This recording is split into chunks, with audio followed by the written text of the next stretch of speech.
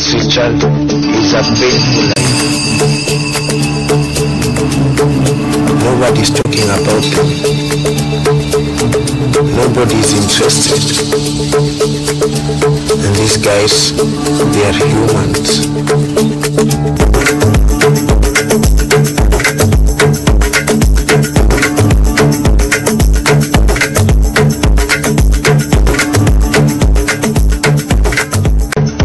There are no role models there.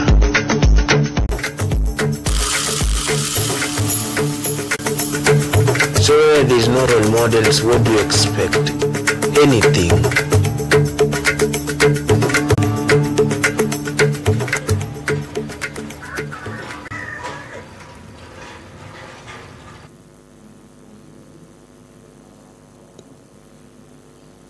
Hello, good afternoon.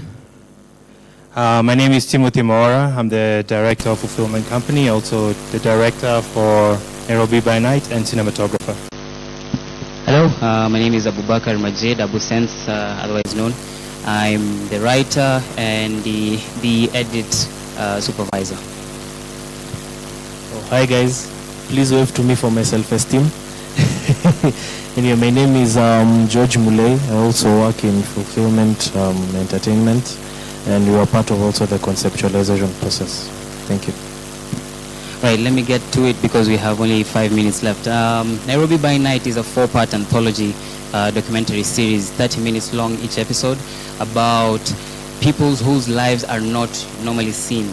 Now we know Nairobi, on the textbooks which is taught in schools, the Nairobi which is harboring national parks, Nairobi which is harboring tons of cafes. However, the camera never points to such individuals, and it's not only for street kids, it's for street kids and people who are doing odd jobs, people who are fast food workers who are working through the night, clinical officers who are taking out biohazard materials without safety equipment, strippers and prostitutes who helped build Nairobi in the 60s, but now they are being shunned, and most of the estates in Nairobi have been built by sex workers, and of course odd lives led by the street kids of Nairobi. Now the treatment for the Nairobi by Night is episodic. Episode 1 is going to take a showcase of a street kid. Episode 2 is going to take a showcase of Mama Mboga, and dealing with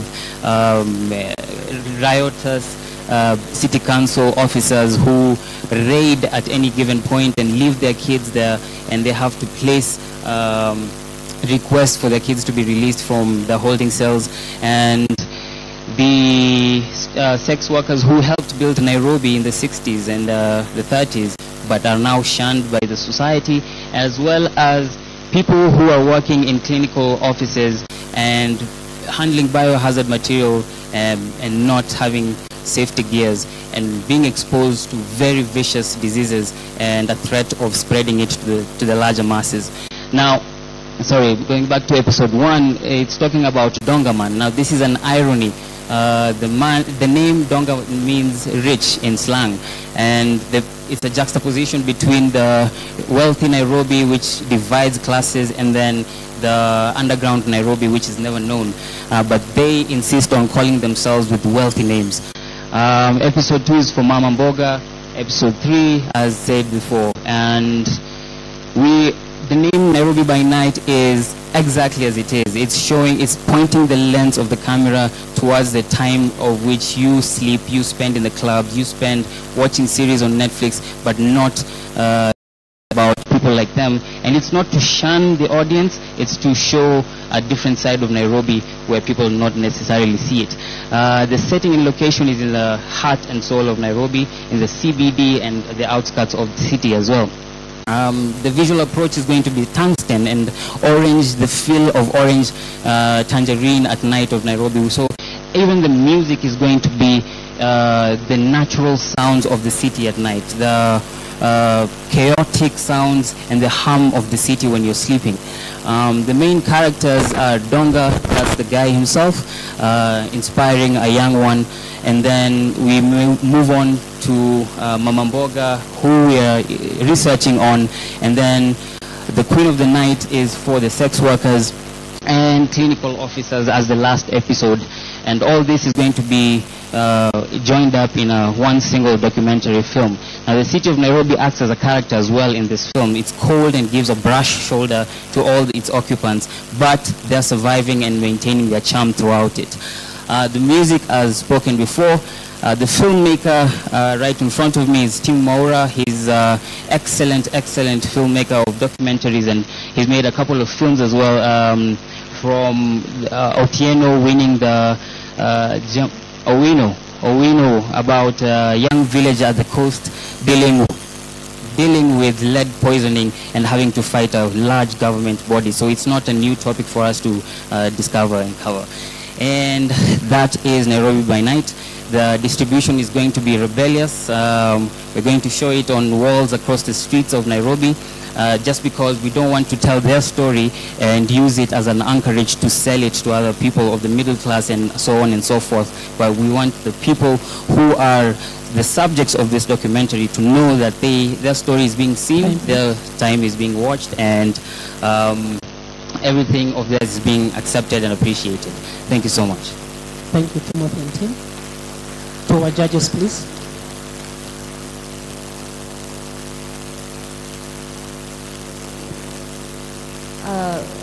Timothy and Tim, congratulations. And I'm quite impressed by the visual presentation of your story. And you come across to me as a team that understand what they're doing. They know where they're going with this story.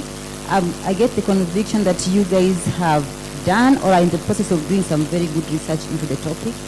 So, all the best. That's all I can say for now. Thank you.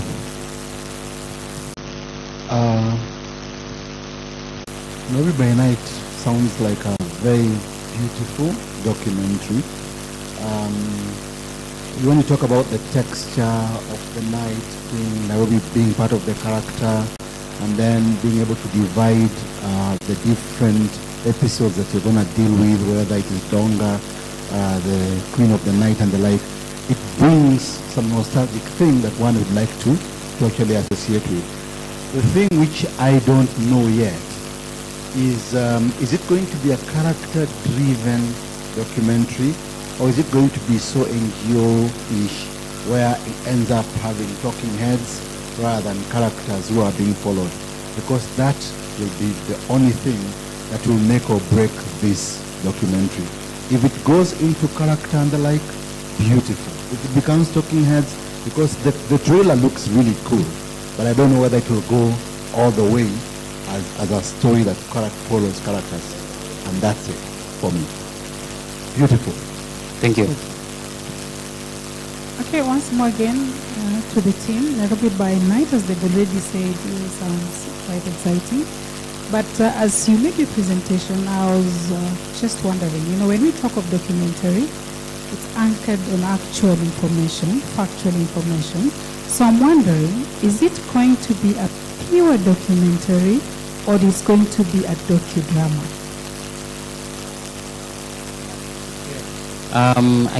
Thank you for the questions. I feel it anchors on the previous question as well. So Nairobi by Night is a hybrid documentary of expository, observational, and poetic montages.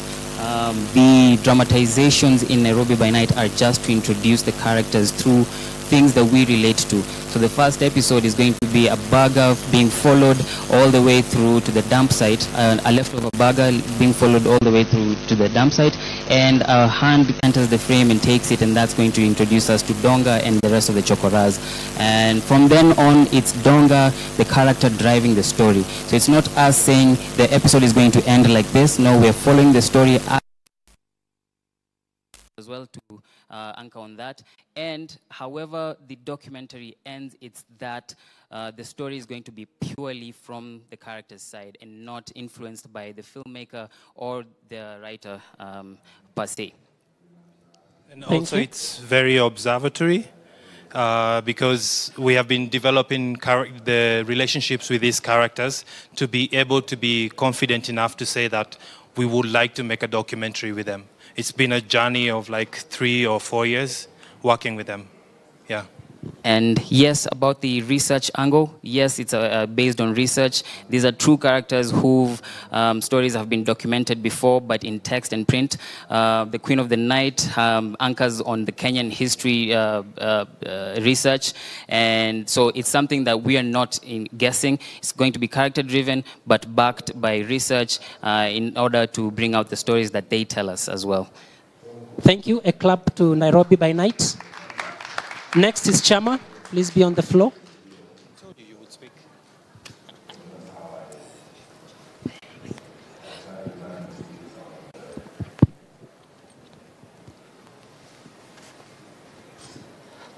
Hello, everyone.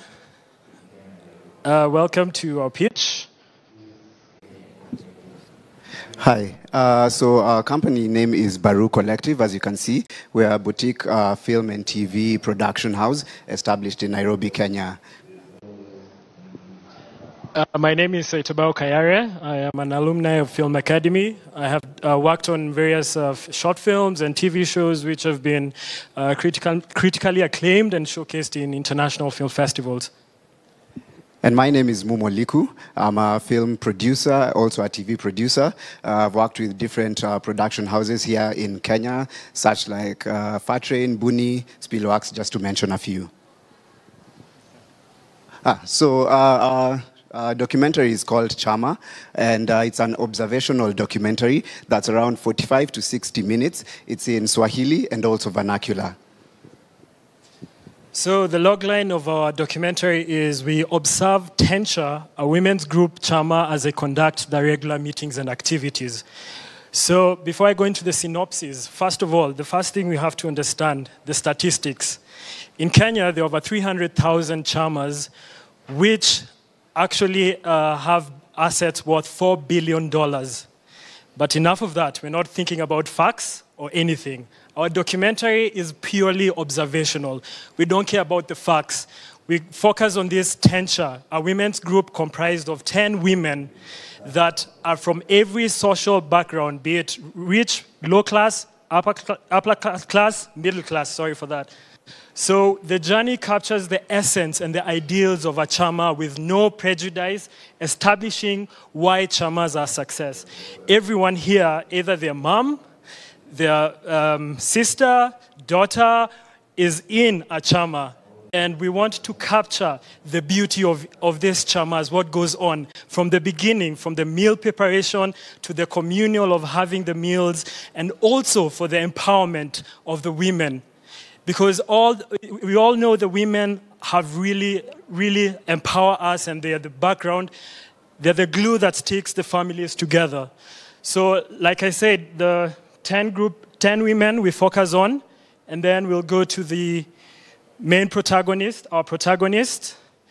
That is Mama Kama. This month, it is her month. She is preparing a meal as she waits for the money. And then our other second protagonist is Mama Oti. So we just observe what they go through, the dialogue as they talk, till the point where they start having conversation.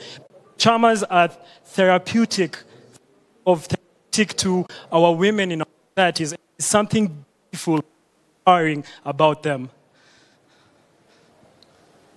So I'll just talk about our budget for this film. We've broken it down to pre-production and research. For that, we're going to have 25,000. For production, we're going to have 275,000. Next is post-production, which will take 75,000. And we won't forget marketing and distribution, because we need this documentary to be seen, and we need to market it all around. So for that, we're having 125,000. And so our grand total is 500,000. So that's our presentation. Thank you. Any questions from our judges or the audience? Thank you, Chama. To our judges, please.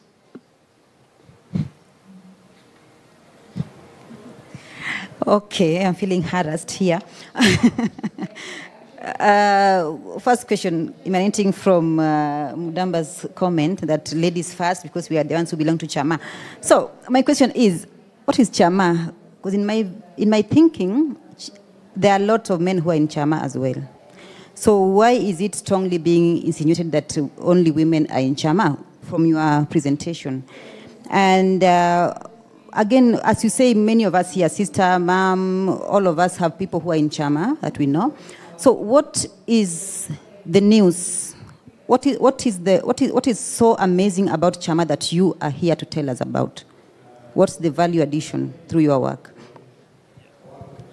And again, just in addition to what they've said, one, being a woman, definitely I'm excited about the production because the concept of Chama has been there over the years and it's important to have it documented. But now my question is, okay, I see here you've stated you're going to deal with a Chama that has 10 women. So I don't know if you've already identified that particular Chama. That's one. The second aspect of it is, what makes a documentary is a POV. That's a point of view. So I'm wondering if your script writer already has a point of view. What is this point of view?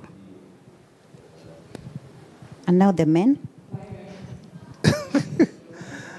For Chama, I have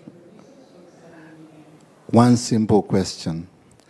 And I'm looking at you and doing Chama, and I think it may be insinuated in the questions they've asked. What's this big thing that you want to get? Because as an example, I may not, and I'm using this to provoke you, I may not necessarily go and do an ugali documentary because all Kenyans eat ugali. As an example, there must be something that I'm following in the eating of ugali. So I want to see this unique thing in these chamas that need to be followed, that will most likely find unique in these 10 women and will be intrigued and glued to it. Maybe there is a catch in that. Maybe. To answer why the women's Chama, Chama is known to be an informal sector of banking or investment. However, it is well recorded that the origin began with the women. And that's why, as years progresses, we get to see the men also join in and making up the Chamas. So we already identified a Chama group. It's called Tencha. Personally, I have attended these meetings, and I was there, and there is something magical about these Chamas. The women talk. They share a meal. It is something very communal because at the end of the day, in the media, everything is so bad, everything is so wrong. But when you're in that place, there is something magical because you get to see women talk to each other. It's their form of social media. That is their Facebook, where they get to chat with each other. So the other question was about, what is it about? Okay, so let me just say, I think we chose to look at the Chamas, as he said, is because it started with women. But also we know that it's a place where women come and speak together, other than just the banking and a way of them to make money, but also the friendships that are there within these Chama groups. These are people who've known each other for a couple of years and so decide to come together to form this group and start to make money for their families. And so we want to see, are there any hurdles that they go through during this period? Because being friends first and also now coming into business, things can be shaken up when it comes to payments and those kinds of things. So we just want to see how they are able to relate with each other, not only on the social part, but also on from a business perspective. Yes. And the documentary is not scripted. It's very observational. So for us, the Chamas always happen every end of month. So for us, we will follow them for maybe the next 5-6 months and be with them and just observe. No talking heads. We follow our two characters, Mama Oti and Mama Kama, as they do their every monthly Chamas. Thank you. A clap for Chama, please. Next on stage is Jimmy Gore to tell us more about the Holy Cow.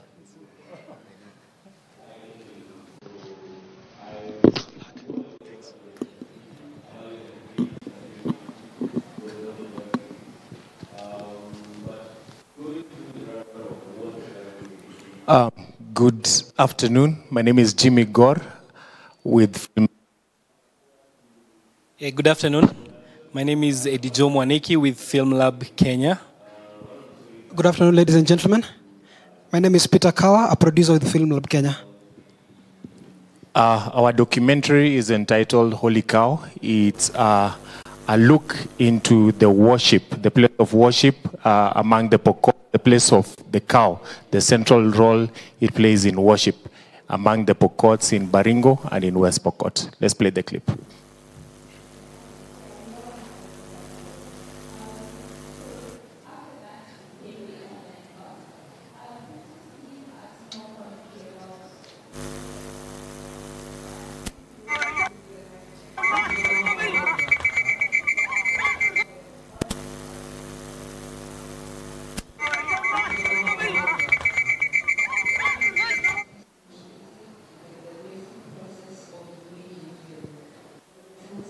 A little bit of cultural challenges there.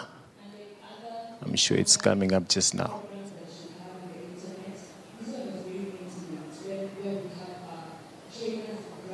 Okay. Maybe we can go on with the slide. Okay. Just click play.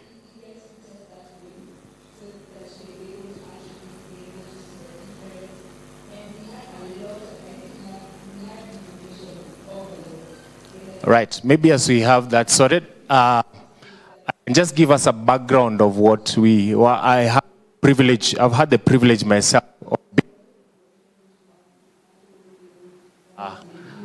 among the Pokot community, specifically in Baringo. The Pokots are known to be from the northwestern part of Kenya. We know them in West Pokot. They're in 2 counties, that's in West Pokot and in Baringo County. Most of the time, they actually around FGM. Right now, they know about the hunger and the actually been seeing on our TVs around that. Now, one of the interesting things about all right. Okay. Can we start again? Will it play now, or do I just go on? Okay.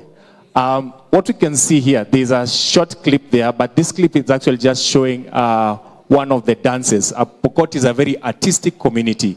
So part of their culture, they're very musical. They're always putting their costume in the presentation, very colorful, as you can see. One of the things that stands out about them is that every aspect of the community and everything about them revolves around the cow.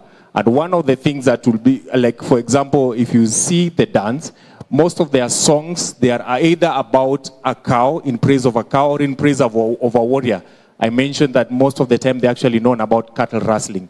And cattle rustling is a central place. And what that does is, most of the time it's because they are getting cattle. You know, they are always fighting with their enemies so that they get the cows. If you can look here, the only people who can come near a cow are the warriors. Even the time we talk about drought in that community, someone can die of hunger in that family, yet the family has more than 100 heads of cattle. So it brings to question, what is it what role does a cow play in that community? As I mentioned, the project is about that, and you say the film is about the Pokot community constant quest to acquire and protect the cow as their God-given resource and their primary source of livelihood, even in the face of changing climate and increased conflict with their neighbors. Sorry. The interesting facts about the Pokot is that they believe that God in the Pokot community is called Tororot. That when he created the Pokot, he gave them a cow.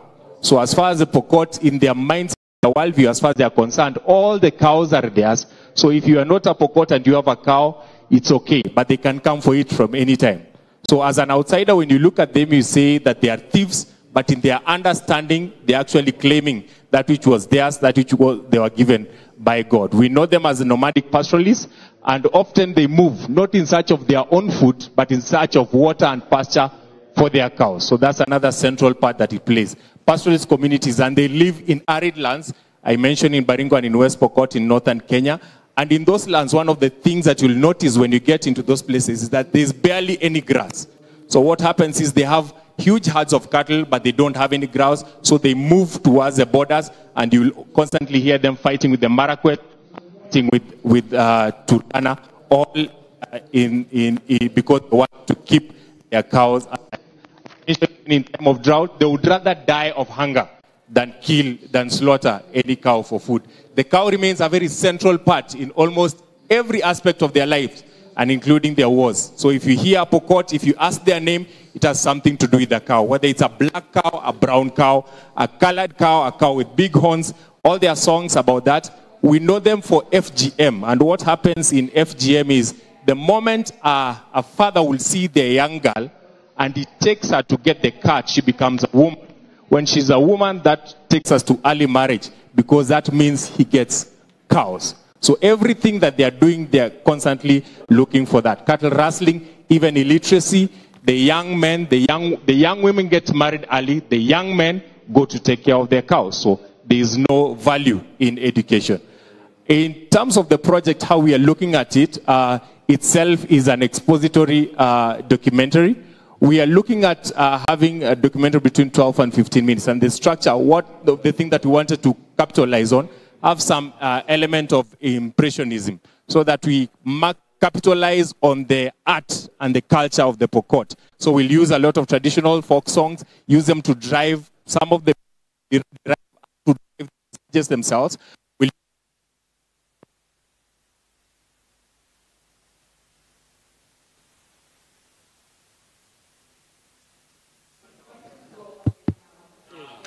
They have ceremonies. There's a ceremony Savannah. That's one of the biggest ceremonies among the Pokot community. So one of the things that we intend to do in this documentary is to be part of went through.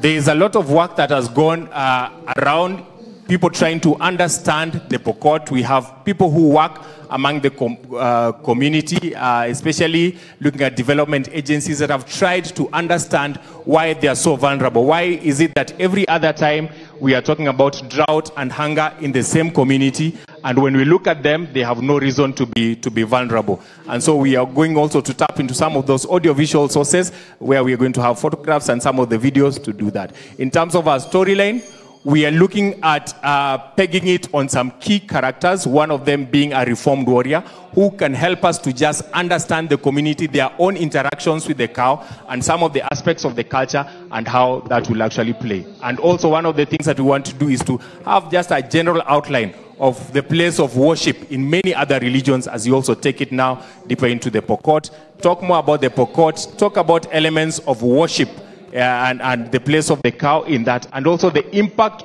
that this worldview has both to them and even for them that have tried to have interventions there.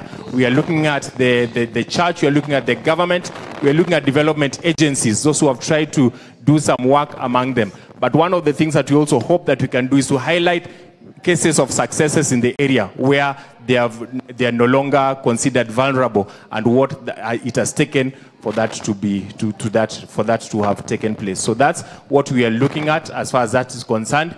In our scheduling, we are actually considering the fact that some of the ceremonies have to be captured in real time, and in the Pokot community, between the months of October and December is when they have most of the ceremonies. So even as we are looking at our timelines, we are looking at research and pre-production. There's already a bit of research that has gone into this, but we are looking at having that between April and June. Shooting, the actual shooting, we are looking at between July and December, so that we have time now to interact with the actual ceremonies. Post-production, giving it 1 month, December into January, when we'll be able to do that. So that's our budget, about 760,000 in total. Any question? Okay. It's okay. I have a question again on the side of the holy cow. And the question mainly will be on the side of what exactly are you going to see when this documentary is completed? And because I understand all the beauty about the color, the pomp, the tradition, and the music and the like, but on the documentary, when you're talking about the holy cow, what exactly are you going to see, and how are you going to make this a very interesting documentary?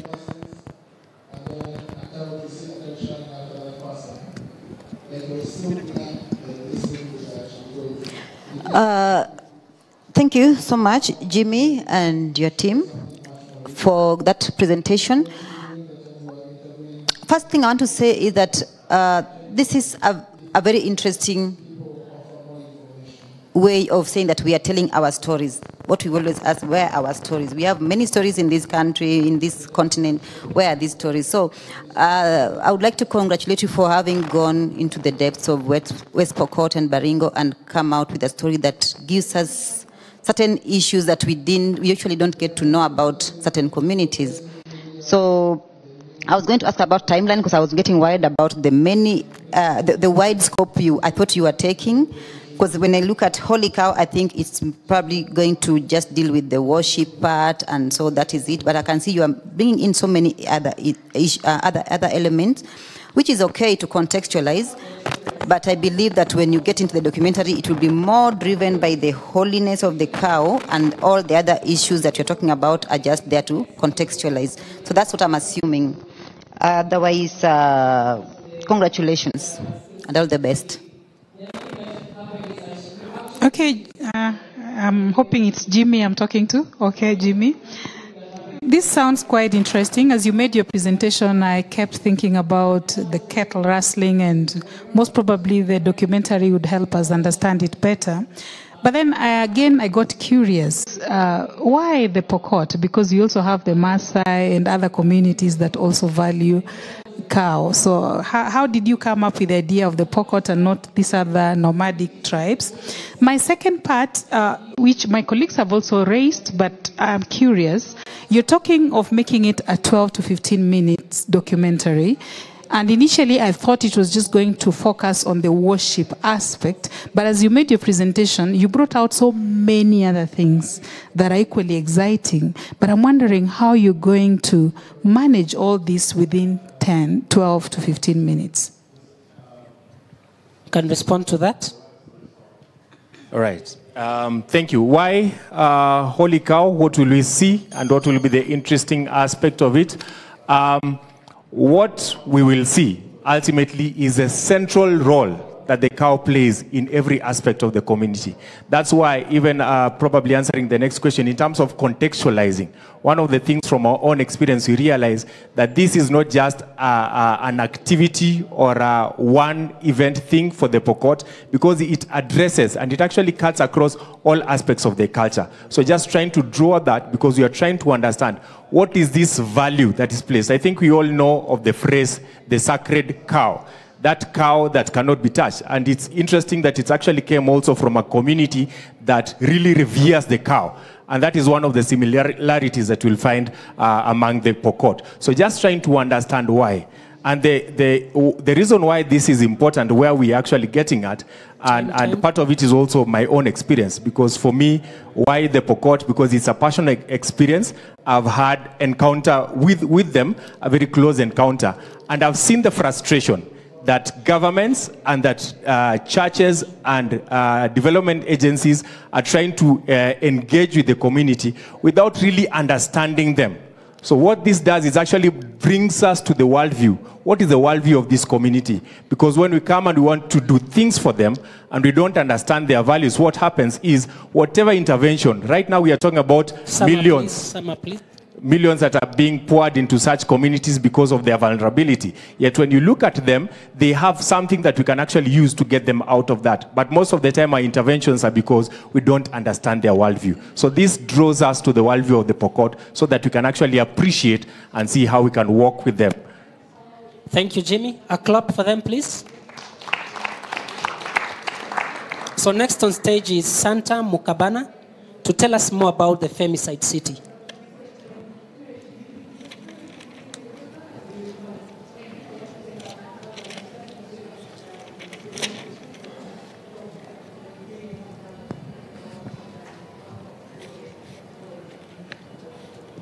Good afternoon. I hope you all are doing well. My name is Santam Kabana, and I'm here to present on Femicide City. So please play the clip for me.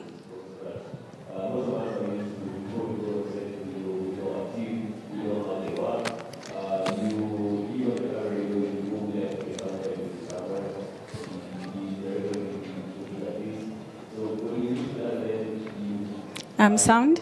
Murder of a middle-aged woman alleged to have been killed by her boyfriend. Surrounds the murder of a girl. A Nairobi businessman has been arrested by police in Buruburu for allegedly shooting his wife. So tonight the family is grieving the death of their daughter that happened in... Okay. You'll just play it again because you're not finished the clip, but I'll just start. In 2017, Africa recorded 19,000 deaths, intimate partner deaths amongst women. And those made up 69% of all the murders that happened in Africa that involved women at that time. So we've been told that the reason why women are being murdered by men is because of moral decay, drugs, depression, suicide amongst the men, and that women are embracing feminism. So you can just play the clip. Well, away from politics, police in Eldoret are investigating the murder of a middle-aged woman alleged to have been killed by her boyfriend. Surrounds the murder of a girl. A Nairobi businessman has been arrested by police in Buruburu for allegedly shooting his wife. So tonight the family is grieving the death of their daughter that happened in Kahawa Sukari. I do think it is unfortunate that we do have within our society men who would use sex as a means of violence or as a means of getting some form of perceived power. Dr. Kizi Shako, when she came in, she found out there was a section of crime, the sexual violence. Okay, because you can't hear what's being said. Femicide City is going to probe the statistics, perceptions, and causes of female sexual assault in Kenya and the femicide cases in our society. I'm going to pick an example which is very, very unfortunate. But on March 14, 2019, Christine Maongo was killed by Patrick Nyapara. And immediately the story became that she was killed because he had paid for her school fees. Only for us to find out later that actually he had not paid for her school fees at all. He was not even her boyfriend, they had separated. That he was actually married to someone else. And 2 years before, he had actually shot someone else.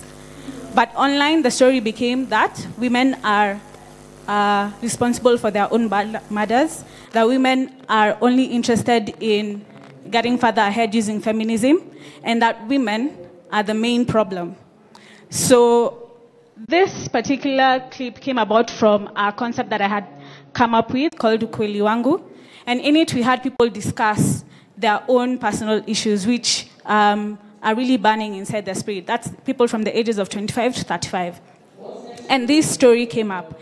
And when we did it, we thought it was just, just a topic that just happens. But as I started to watch all the news stories and everything that was coming up, especially online about women, and you hear that it's women who are responsible for their own murders.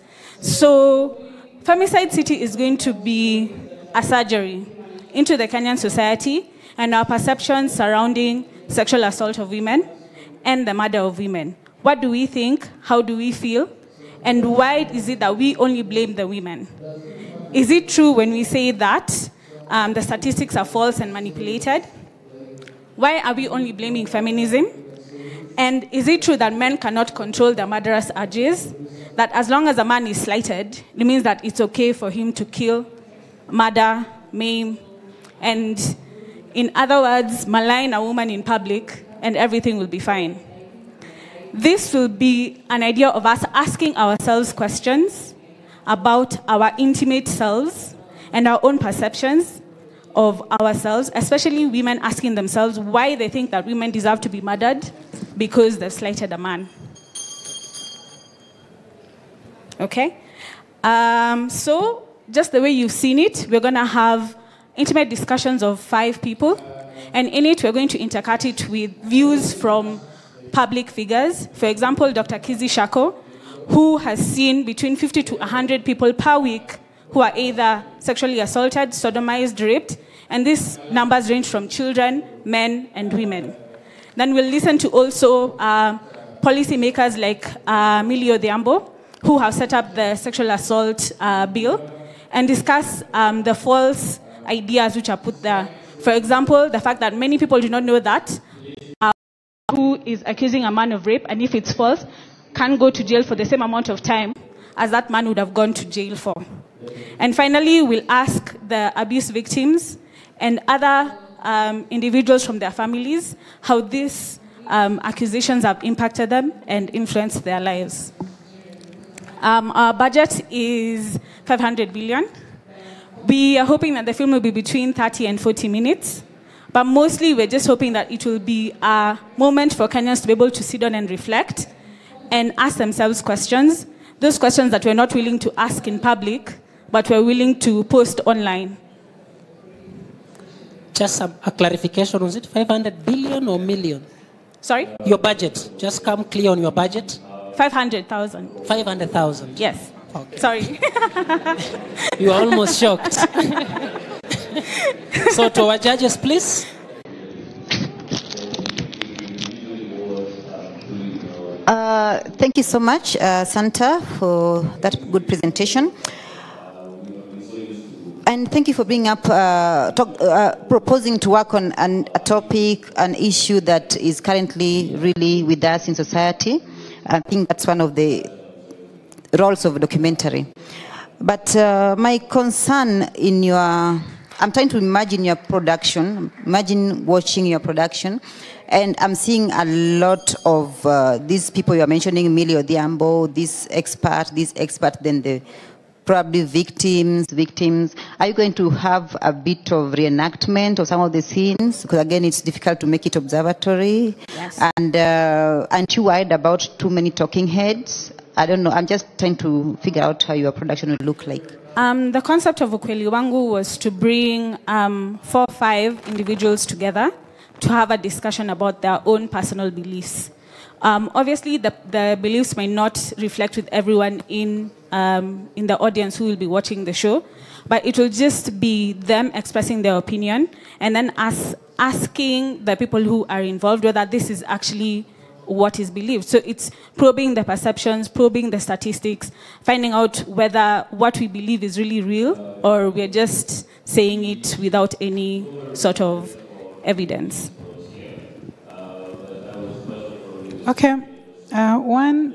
Santa, congratulations, because this is a very timely subject. So we are glad your team is trying to bring this out. And in your presentation, you strongly brought out the POV regarding this documentary. However, remember I've said you brought out a strong POV. You are a lady, and to seem to be having a fire burning in the belly regarding this subject, and that's a plus as far as documentary production is concerned. But again, when I checked what you've entered, you are the producer and the director. But don't forget that a documentary is based on factual information. And there's no story that has no other side of the story. It's important to attain balance. So how will you go about this aspect? Before you get there also, I think I have the same concerns as Dr. Dianga here. And I think my major problem is this documentary is inspired by a talk show. But you don't move on to tell me how the documentary will become a documentary. You still are talking about a talk show, asking people questions, interviewing Millie Odhiambo, and that will most likely be one of the problems of this documentary, because you'll end up having those talking heads he's talking about, and you've not told us this is what, or this is the character I'll follow, and to become character-driven. I'm usually very worried about NGO-type documentaries that have talking heads, and that can be something tricky. Okay. So maybe if you answer that, will be, yeah. Okay. I'll be working together with Kiwo Films. He won the Best Cinematographer Award for Mature Fest. And that will be how I'll balance myself out, because I want to bring in men who have opposite views to mine and ask them those questions. Because despite the fact that I do hold those opinions, it's important to understand that those opinions, which are contrary to mine, are based in feeling or ideas or facts. The character for Femicide City is actually the Kenyan psyche. And just by looking at how we answer questions online, maybe a good example is Group Kenya. When you see a conversation that's online about women, the kind of conversations that show up, women are this, women are that, women are responsible for this. I was actually quite shocked that immediately that the story of Christine came out, the first responses were, she deserved to die.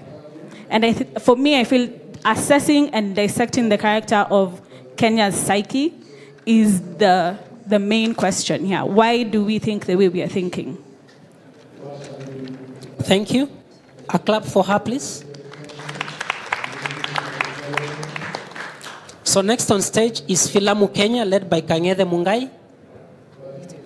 Is Kang'ethe in the house? The floor is yours.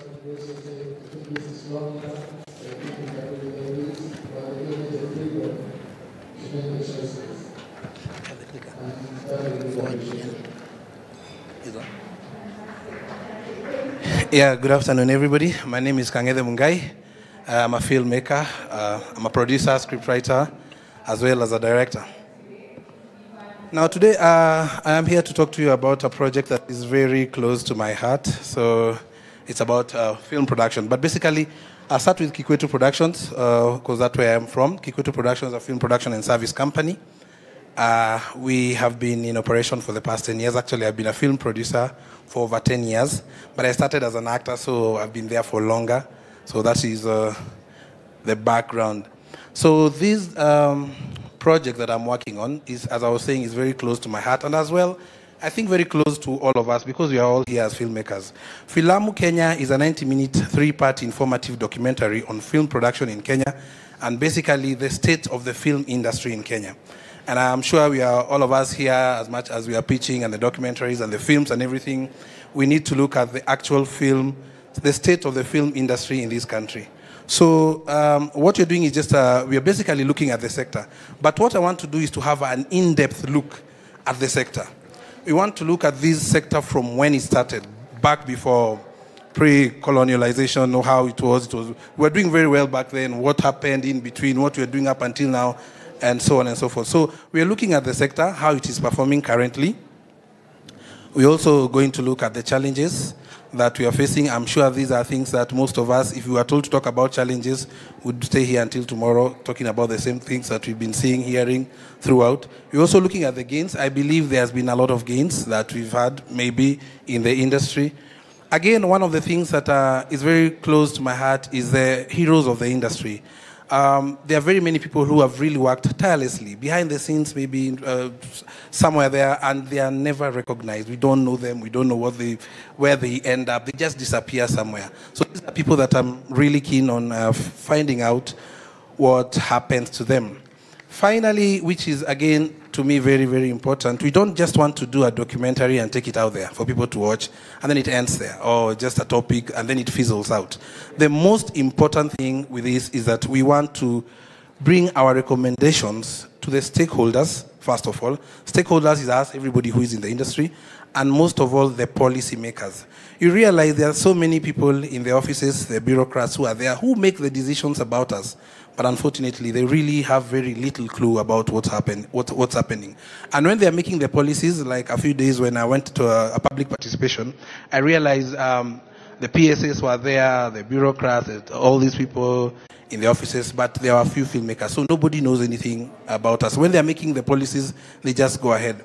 So my proposition, not just to KFC, I just use KFC as an example because this is where we are, but to government officials, government institutions that are mandated to work on film. So my proposition is to outline their mandate to the stakeholders and the general public. It is sad that up until today, people still don't know what the mandate of KFC is. You'll find people asking KFC, why was my movie not shown at a certain place, A, B, C, D, because we have very little knowledge about what these people are here for, what they are doing, and so on and so forth.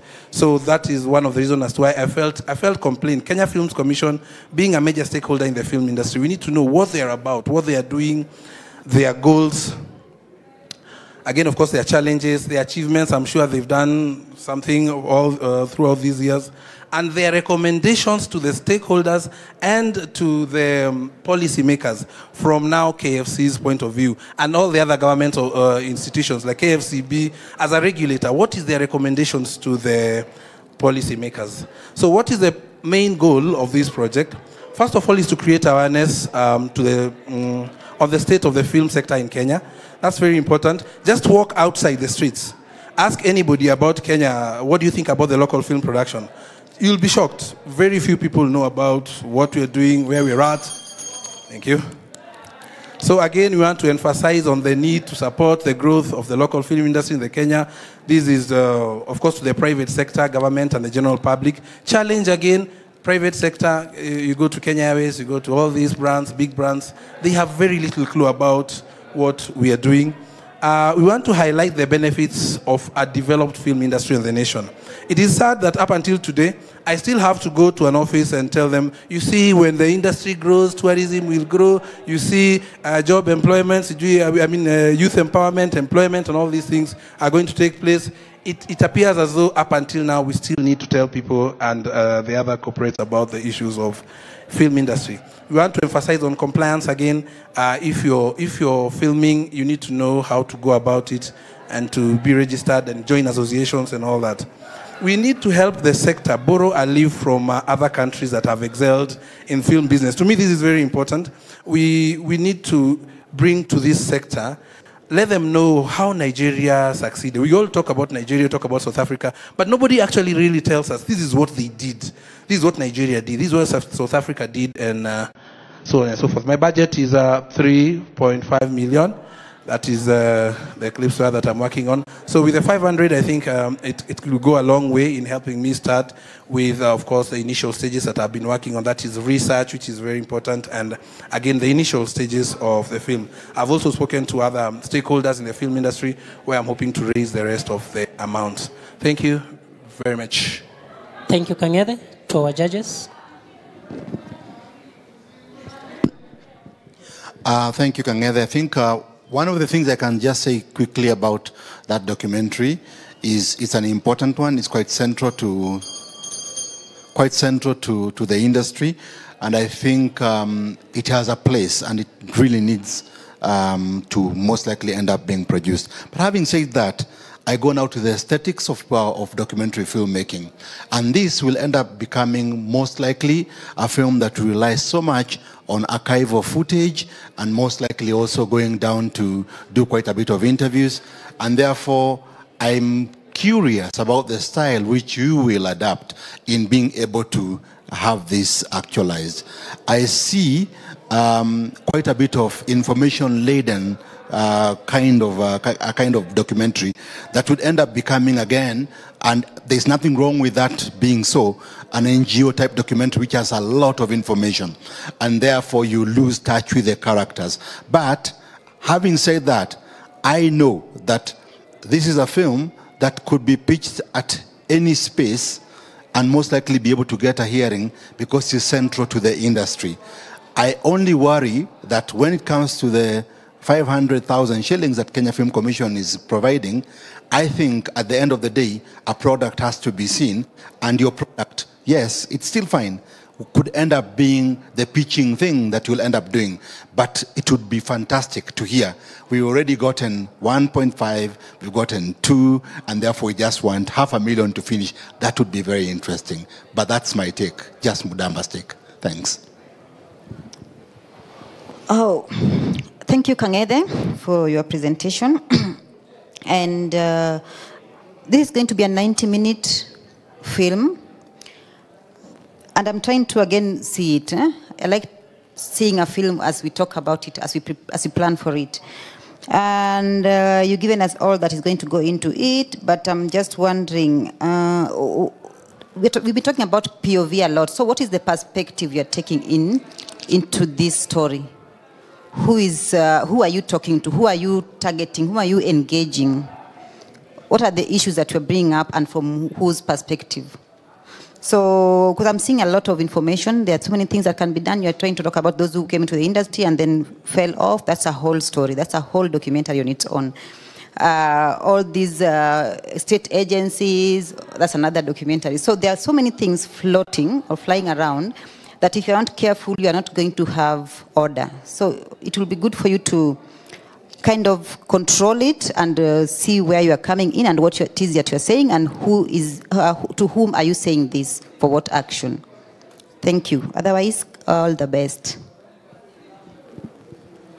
Kangethe, your presentation kept bringing a lot of memories in my mind because I also do film research. And I kept wondering, I don't know, have you watched Film History by Baraza Simiyu? You have. So my first question would be, how is your film going to be different from that particular one? That's the first one. Then the second question, again, you're talking about the state of film in Kenya. Sounds interesting. But now I try to link that to the question she has asked, because when I saw that, there was all these, the issue of economies of film, a regulatory framework, the stakeholders, all those different state agencies, and most at times I wonder why they're all there in existence. So I'm wondering, is all this going to be in this 190-minute documentary? If so, how to make it interesting?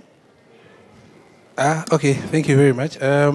Part of the reason as to why I've divided it into a 30-minute each, it's a 3-part documentary. It's because of what you said. So you've categorized a few issues together to be able to come up with all those issues, to bring up all those issues in this one documentary.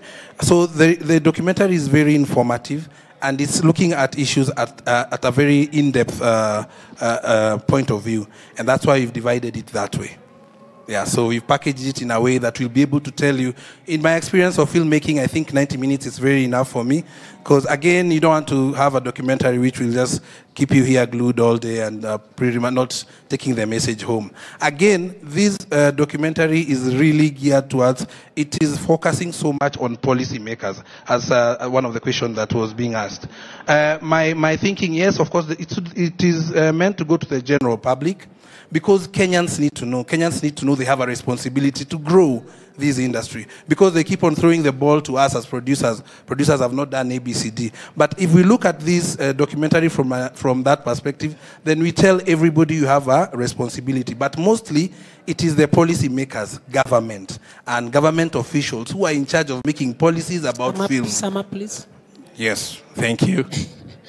Thank you. A clap for him, please.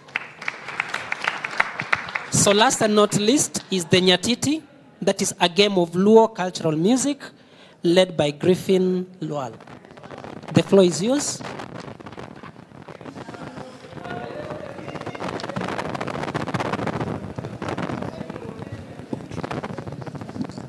Good afternoon again.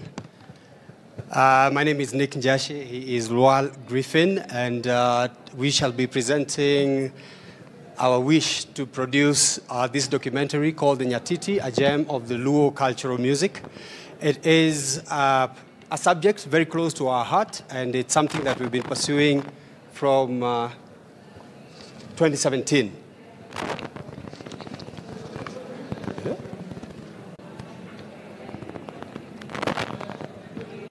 Oops. Oh, sorry about that. Briefly, the Nyatiti is an 8-string lyre from the Luo people in Siaya County, Nyanza.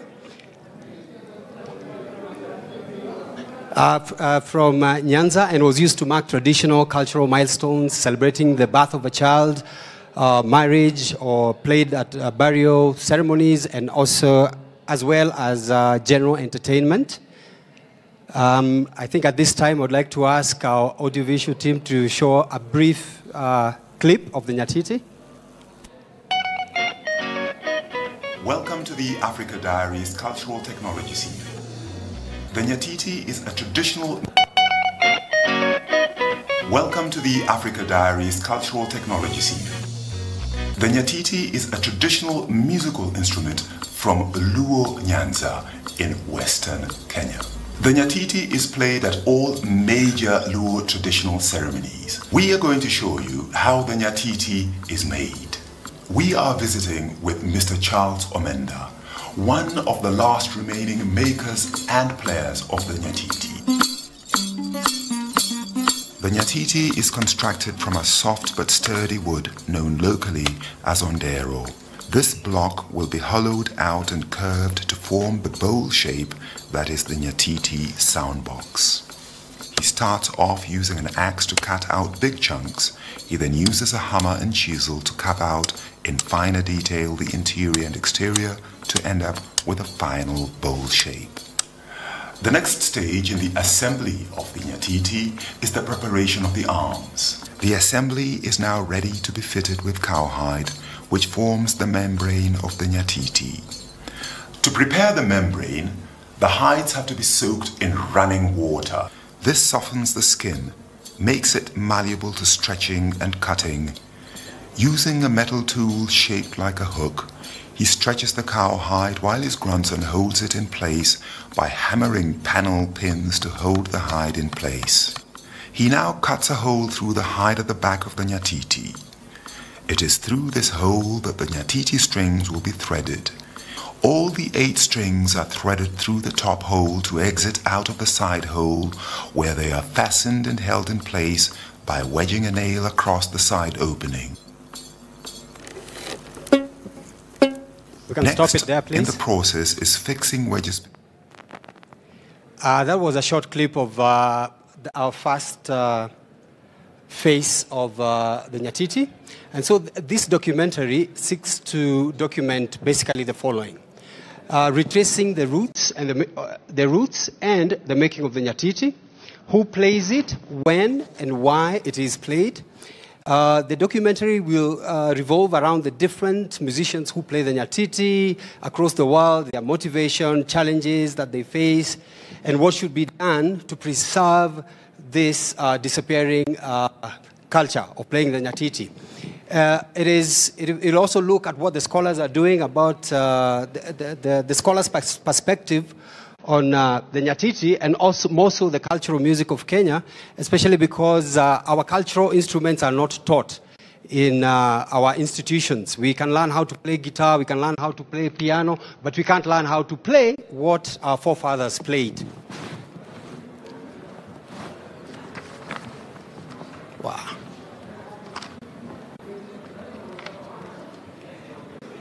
I think there's really familiar. Right. The motivation of the documentary. The motivation of this documentary, as I said almost earlier, is to highlight the importance of appreciating and preserving our cultural music and space, which is really diminishing very fast. And again, recently we were reminded of the nyatiti by the passing of the late maestro Ayub Ogada, who brought to light how it was appreciated, how he did very well in the diaspora with big concerts, but he was not able to do anything in this country. We didn't appreciate him. We only sing his praises after his passing. And the documentary will be in 3 phases, which I'll let my colleague explain. So the first phase is research, which we have already done. And it involves identifying the makers, players, musicians, and the scholars. The second part is filming the making of the nyatiti. And the third is interview from the makers, players, musicians, scholars, influencers. Here we will learn about the history of nyatiti, how it is played, the inspiration, what ought to be done to preserve the nyatiti. So what we intend to achieve at the end of the thing is to make a documentary film series for all the traditional musical instruments in Kenya. This is the long run goal of this particular project, apart from also making the curriculum in terms of construction of these instruments, lobbying for the adoption of playing the instrument in schools, institutions, and developing cultural ambassadors in this traditional, preserving our cultural heritage and building and improving socioeconomic lives of the community by exploring cultural opportunities available in making these instruments. So some of the musicians we'll be looking at are Ogwang Kokoth, is regarded as the nyatiti father. We have the late Ayub. We'll also look, Susanna is also plays the nyatiti. We have an expert by the name of Eriko Mukoyama, popularly known as Nyango or Nyare Japan. The budget, what we have done so far, we have done phase 1 and 2 of this project, and we have already used 550,000 in our research and filming the making of the Nyatiti, which we have shown you in the first phase. And what we need to complete, we have a bit of research to do, which will amount to 50. Accommodation and meal will be 150, transport 130, equipment 120, license at 20, film crew at 120, and edit at 50. So stock footage will buy a bit of stock footage at 100. So this will total to 740,000. Our contribution in the 740 will be 240, and we'll add on the prize money and finish this particular project, which we started in 2017. Thank you very much. Thank you. Nyatiti team, the Griffin, led by Griffin, maybe to our judges for any comments or questions.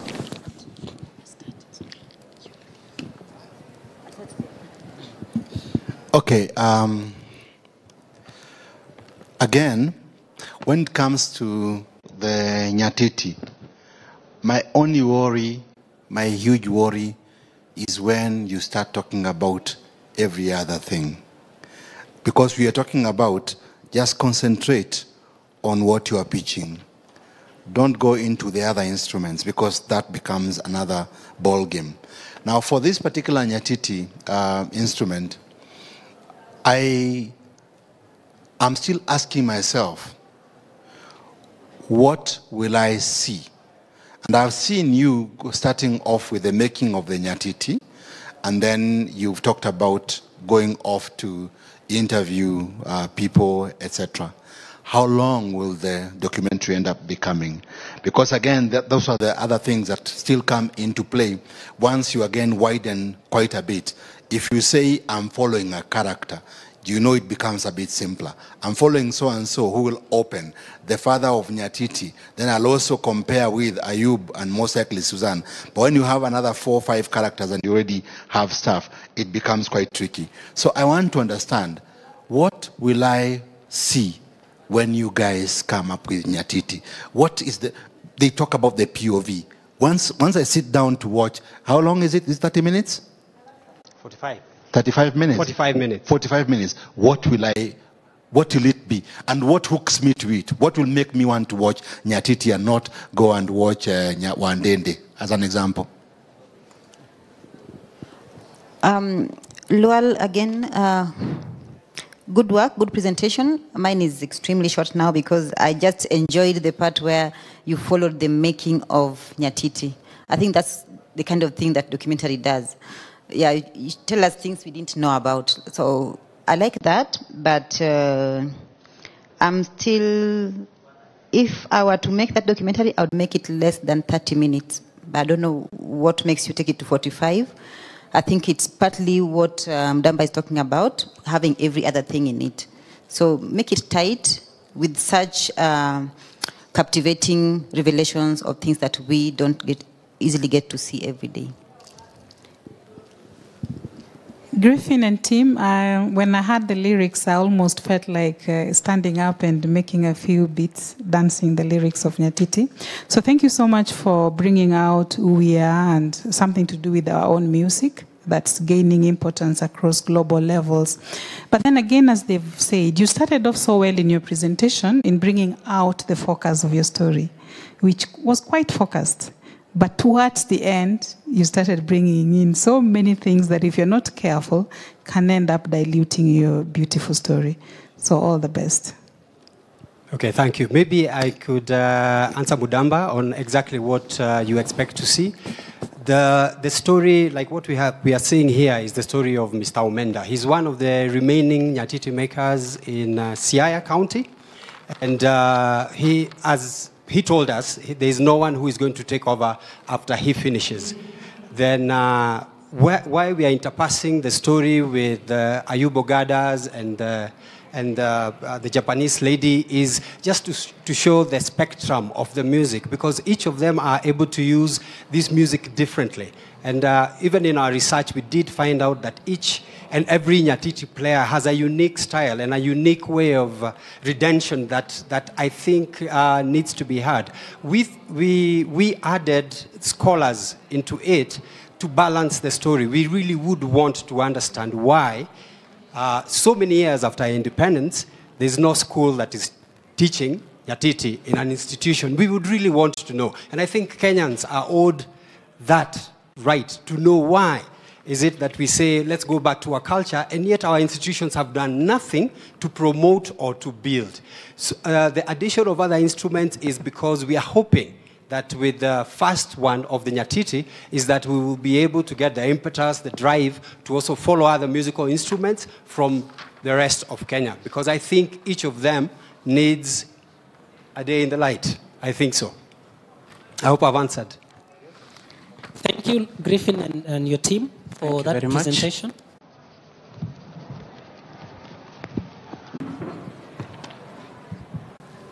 Thank you, and ladies and gentlemen, that brings us to our end of our session today. The two categories, that is TV projects and documentaries. For the first category, kindly see Madam Grace. Those who did register, that is for TV projects, she needs to take your names. So just to highlight something and give some announcement, on the 28th of March, yes, from 5:15 for this category, we're also going to award 500,000 for that documentary project. So the winner is going to be awarded 500,000, and I want to request you attend that session. It will be the climax of the event so that we can reward whoever wins. Then tomorrow, just to give you a project for tomorrow, this session continues tomorrow from 10:15 for the film projects and animation projects, the pitching. So all the people who are registered, please make sure you're there on time. May I request all the participants, please also test your materials with the media team so that you don't get the aspect of maybe you come and your material or whatever you want to present doesn't show up very well. So once again, on behalf of the Kenya Film Commission, I want to appreciate all of you for attending this session. To our judges, Rosemary, Rachel, and Mr. Mudamba, we really appreciate your presence here. And on behalf of the Kenya Film Commission, I want to wish you a good evening. Thank you. Maybe just request one to give us wine with a word of prayer. Any volunteer?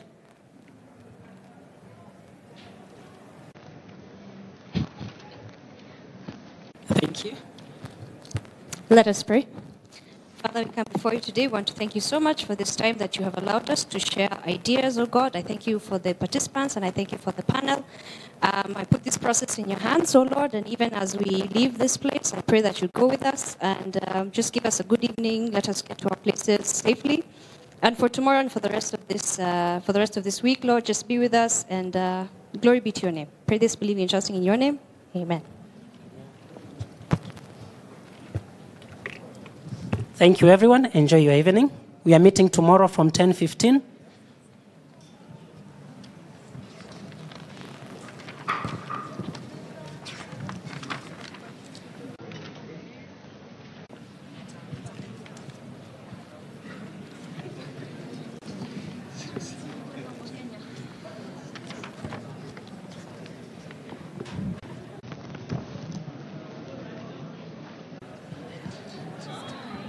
Yes.